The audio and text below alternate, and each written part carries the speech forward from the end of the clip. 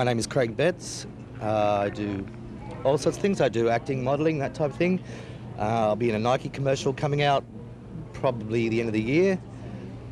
And you smoke? And I smoke cigarettes, yes. And you drink cappuccinos? Drink cappuccinos and go down to Northies. You live around here? Yeah, I live up at Barony Bay.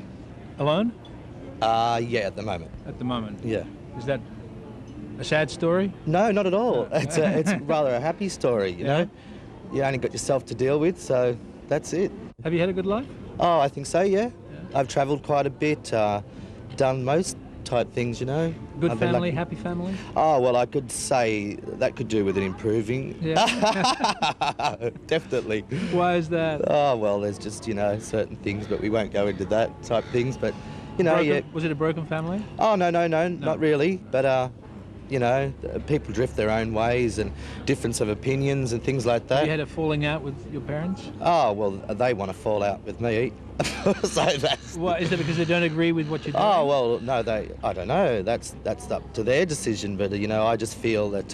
well, actually, I saw my father today, and he's just come out of a life-threatening operation. I don't feel he even is happy with his, you know, to be alive, you know, and I find that a pretty sad, you know, scenario. And I actually told him that today. So, you know, I think he does have a little lesson to learn even in his life. You know, there's so many people there that think that they're adults and that's their level. Well, I don't think a lot of these people, you know, people have to learn, no matter how old they are, that they are growing and will be growing all the time. You know, and a lot of people do have a lot to learn. Like, I believe giving, I believe in God 100%.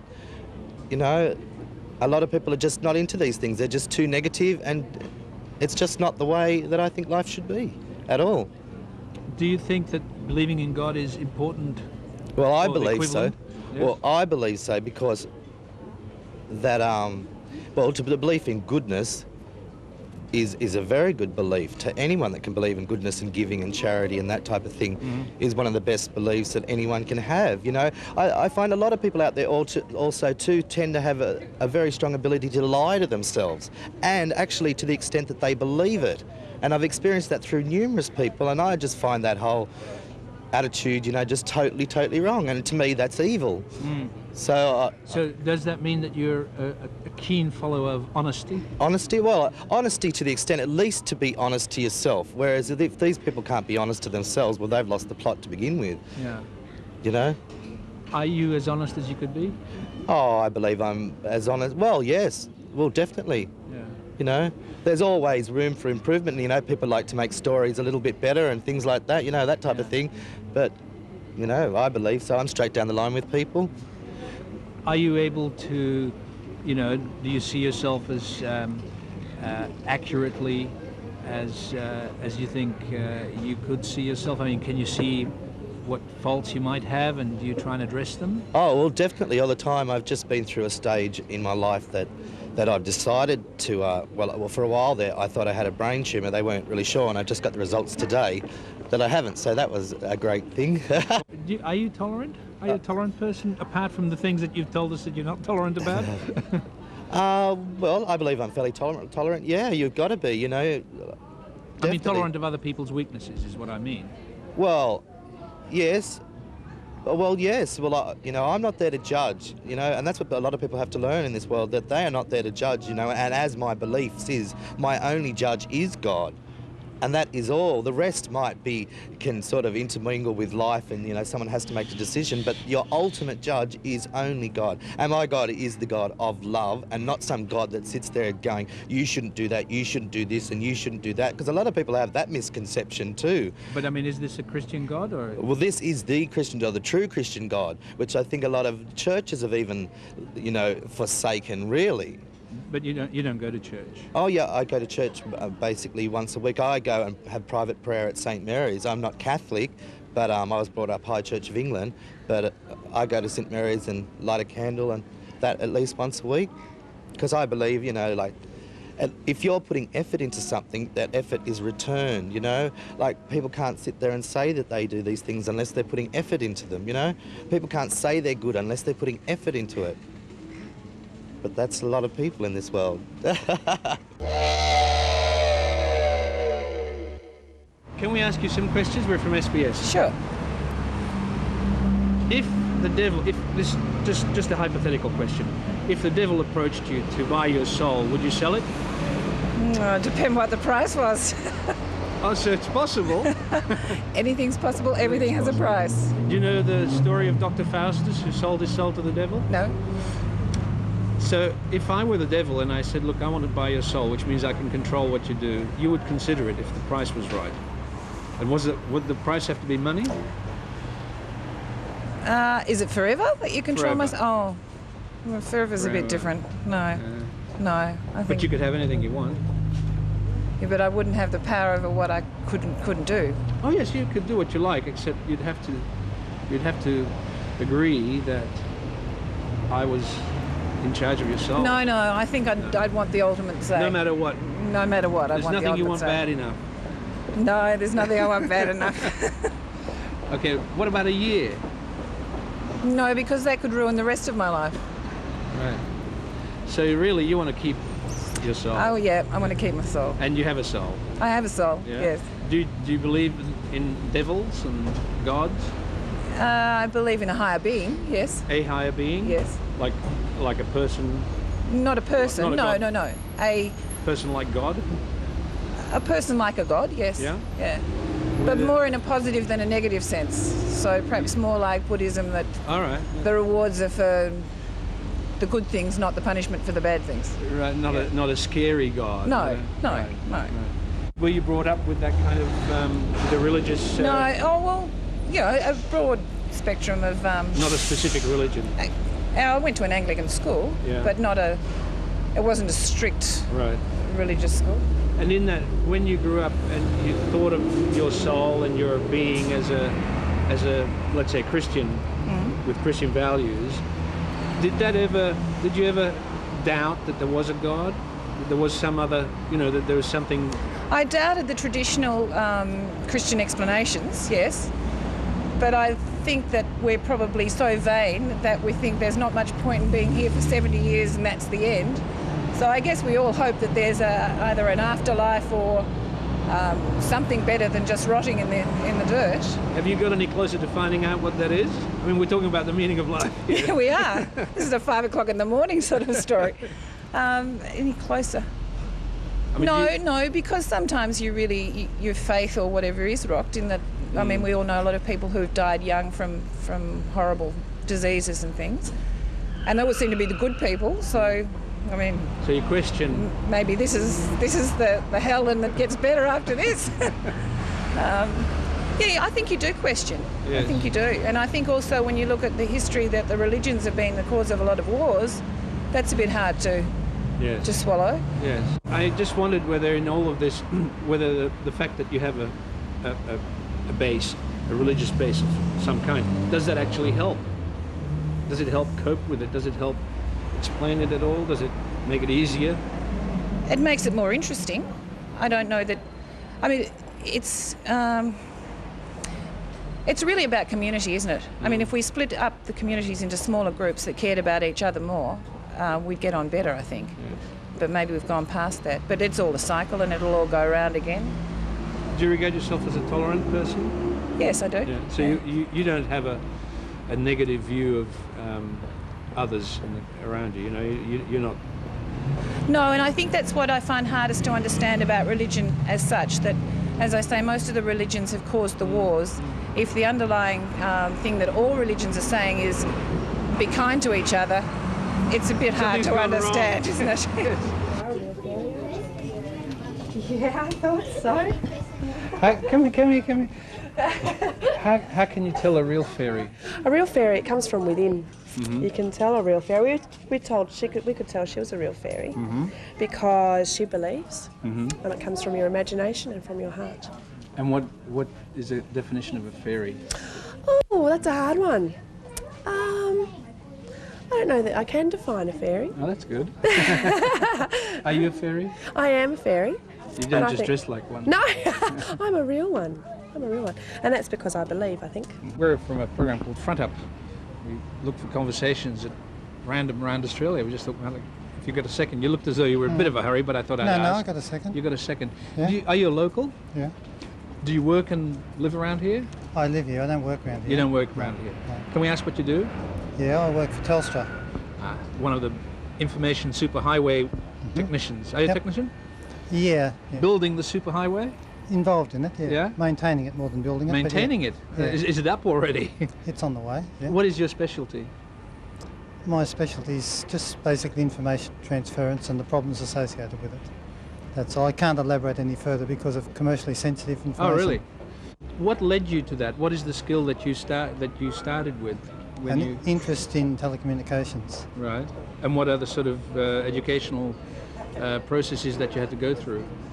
Well, apart from the normal schooling, I've done secondary qualifications to get a communication certificate, and it's an ongoing learning process of actually learning the technology, the equipment you're working with. Yes, and it's from what us lay people see, it's changing so rapidly that you Very presumably have fast. to keep learning it every month. Very fast. Yeah. Yeah. And what? Okay, so you had an interest in communications as a kid, as a child. Yes. Yeah. And electronics and associated fields, yes. What was the first thing that you did as a child, to express this interest? I mean, do you remember doing something? Building circuits with batteries and primitive pre-transistor circuitry and lights that turned on in my bedroom, that sort of thing when you open the door. Yeah. Burglar alarm, Yeah. that sort of thing, yeah. You sound as though you were very focused on what you wanted to do. Was that always the case? I mean, did you focus to such an extent that sort of other things like sport and relationships went by the window? Sport, yes, because I was never interested in sport. Still, I'm not interested in sport. Relationships, I don't think I had any problem. You had time for that. Yeah, the usual social relationships, and when the time came along, girlfriends, that sort of thing. Yeah. I got married, I have children, so. Yeah. So it wasn't an obsession to the extent of taking over your whole life. I'm not a boffin, no. Tell me a little bit about your wife. Is she in your field? No. No. No. How did you get together? Through the church, What church is that? the Anglican Church. All right. Yes, And I went along, having only a basic church background. I went to Sunday school, but Yes. I went along to a few church activities, and I found the Lord through the Anglican Church, and met my wife in that church. Okay, you say you met your wife in the Anglican Church, and you sound as though the church still plays quite an important part in your life. Definitely. Why is that? What does it give you? The knowledge that I have eternal life because Christ died for me on the cross. I'm a Christian, and Christ died for me. I have eternal life through that, and That gives you. that gives me peace of mind. That gives me motivation for living the life on this earth and living the life I lead. Otherwise, what's the point? And does it also give you a motivation to behave in a certain way? I guess so, to a degree, though principally the way I behave is morally based on how my parents brought me up as a young fella, basically. I didn't change my way of life much when I became a Christian, Right. other than to accept that Christ was my Lord and to go to church more regularly. So you weren't a Christian when you were brought up as in what sort of an atheistic environment? No, not atheistic. I was encouraged to go to church, but I hadn't made this decision for the Lord. My parents encouraged me to go to church. I went to Sunday school. My parents were Christian moral parents, hard-working people. They encouraged me to go to church, but it's only at this later stage, at about age 22, that I actually made this decision for the Lord. Right. I guess that's the time He decided to call me and say, hey, I want you. And you never questioned it? I never questioned that decision. I had questioned and looked into Christianity quite a bit before because of other life experiences and things. And That's what I mean. looked at- Did anything shake your faith? Nothing shaken my faith since No. my conversion, no. And I've had a few downs. Oh, yeah? Yeah. My best friend and best man died at a pretty early age, his wife having died before him 6 years in a motor accident, leaving 2 orphan children, which didn't shake my faith but made me wonder why the Lord had done this, because they were both good Christian people. I mean, it's through my best friend that I actually come to know the Lord. It was through Peter. And he died at an early age, of a heart attack, leaving 2 infant children whom I was a custodian and that sort of thing. That didn't shake my faith, but made me question a few things. But through that, I've strengthened, I reckon, because I've seen a few reasons. And I've seen how it's all come out, because that was 8 years ago. Are you a self-analytical person? A little bit, not much. No? Do you think you're a good person? Good's hard to say. I try to do the right thing by other people. I've tried to be a good father, good husband, tried to support the community. I've been involved in youth activities a bit, trying to put back some of the good that I got out of youth activities. So I'm in an organisation called the Australian Air League, which teaches boys and girls about aviation. I joined that because I wanted to join the band as a drummer when I was a little boy at 10, and I'm still in it now, sort of putting back what I can. What do you play? What sort of music? I write all original things, and most of the music I write on the guitar, I try to express all my creativity and myself and my soul. And I write happy songs about being happy, so that when I play them for other people, they'll feel happy too. Because I think that's the way that the world is going. We should all be happy people by the next millennium, hopefully. And you're doing your bit? I'm doing my bit, that's right. So. Well, listen, would you mind? It would be really nice to hear some of your Okay. playing. All right, I'll go and get the guitar. All right. What's your name? Samantha. All right, thank you. What are you going to play? This song I call the Happy Song. I wrote The Happy Song. The Happy Song, that's right. I wrote it, let's see, I read the Celestine Prophecy to all the people out there that are going, yes, I've read it too. And this song is basically everything I took from the book, and sharing happy energies around the world, and basically human evolution and making everybody happy and the world a happy place. Great. So this is the Happy Song.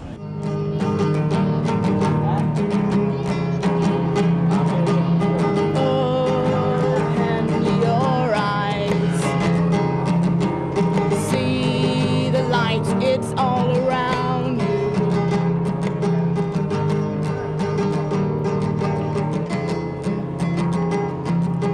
The answer's in the question, you're just asking it too much. Take it easy.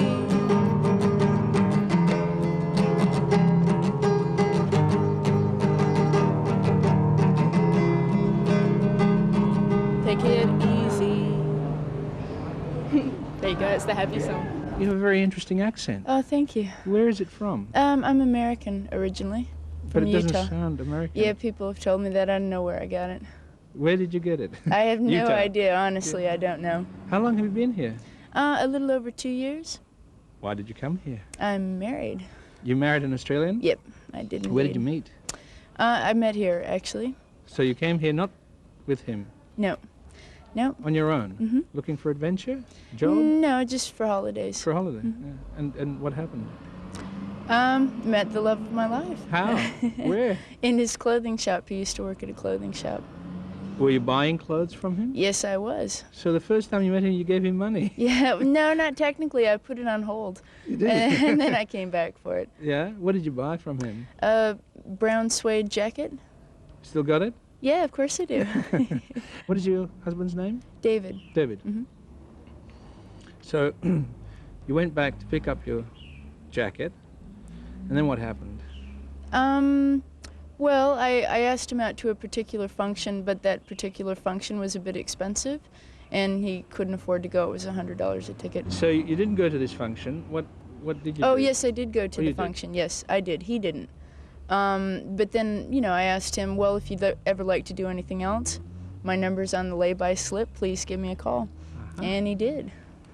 At first, when you first approached him, there must have been something about him that appealed to you. I mean, was it just his looks? Well, no. I mean, I guess that I find that you are attracted to certain people, not necessarily in a physical sense, because I don't think that the physical is that important, considering you leave your body behind, don't you? So, I mean, I honestly believe that I must have known him from before, who knows how long, and that we were supposed to meet. We agreed to meet. We met. Despite and we a have, couple of false starts. And we have work to do together. What happened as far as your visa is concerned? Did you come and stay here and... Yes, I mean, yeah, that's what I ended up doing, and obviously I had to speak to immigration and You also had to speak to your through. parents, I suppose. Well, no, I left home when I was 16. Did you? And I grew up with my grandparents who are both deceased. Mm-hmm. So. Have you lost touch with your parents? No, I still see them, but to me they're not my parents as much as they are people that I know. Mm-hmm. I didn't grow up with them. Did you leave home because you felt that you didn't belong there? Or? I felt confined. Yeah. That's why I left Right. home. Yeah. Where was home that you moved out of? Salt Lake City. Salt Lake City, the big city of Utah. Yes, yes, indeed. Were your parents? I think it's a Mormon center, isn't it? No, my parents aren't Mormon. My grandmother is Jewish. Jewish. My mother is Catholic, I think. Right. My father is Anglican. His parents are Lutheran. Nice mix. Yeah, we do have a good mix. You've got big insurance policy there. I guess so. What do you think about all that, religion and so on? Are you a religious person?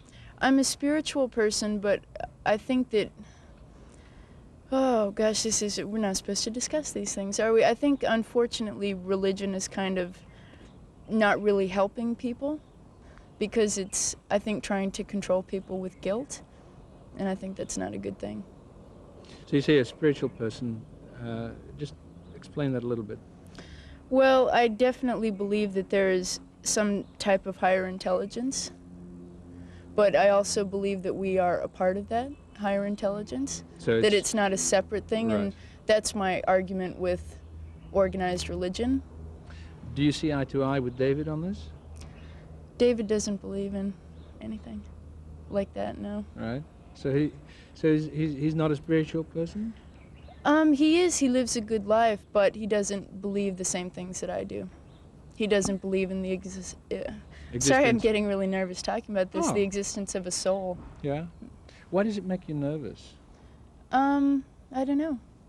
Because I want to say it properly, I guess. Well, you're saying. First time I've had a microphone. What do you believe? Yes. I suppose it's. Yeah. But do you think? I mean, do you talk about it with anybody? With David? Oh, I talk about it with everybody. Yeah. Yeah. So it's not the first time that you've actually expressed these ideas? No. I talk about it all the time. Right. Why is that?